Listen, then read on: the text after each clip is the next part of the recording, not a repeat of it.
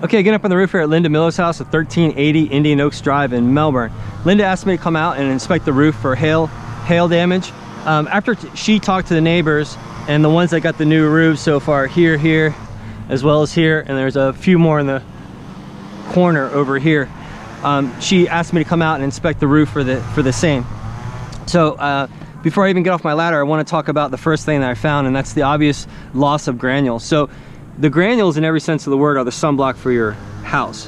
When you lose the granules, all the protective chemicals that make the shingle pliable, the chemicals start to leach out, and then the shingles start to become extraordinarily brittle, just like saltine crackers. And that's exactly what's happening with this roof here. Getting up on the roof.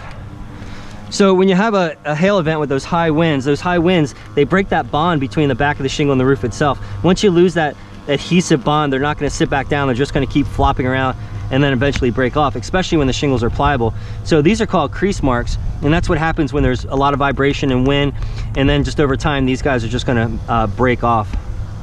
Okay, so cutting right to the chase, I found very little hail impact marks on this roof, but there's a substantial amount of wind-related damage, presumably due to the hail event of last year on 4/19, I believe it was.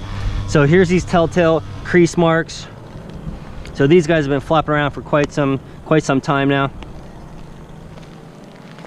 There's some damage there. And so I just went around and marked all I could find. Here, look, there's whole sections right here. Damage. We'll talk about these guys in a second. This guy's just literally hanging on by a thread. Looks like a big bite. Here's more of the same. So the 419 storm, unlike the 327 storm, which was more beachside and came from the north and worked south, the 419 storm, from what I've learned, came from more like West Melbourne and it moved eastward. And so that's why this side of the house has much more damage than what I call the protected side of the house on the other side. Whoa, look at this.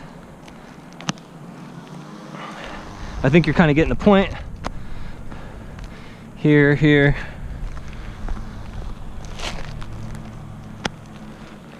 Okay, and then on this side, a little bit there.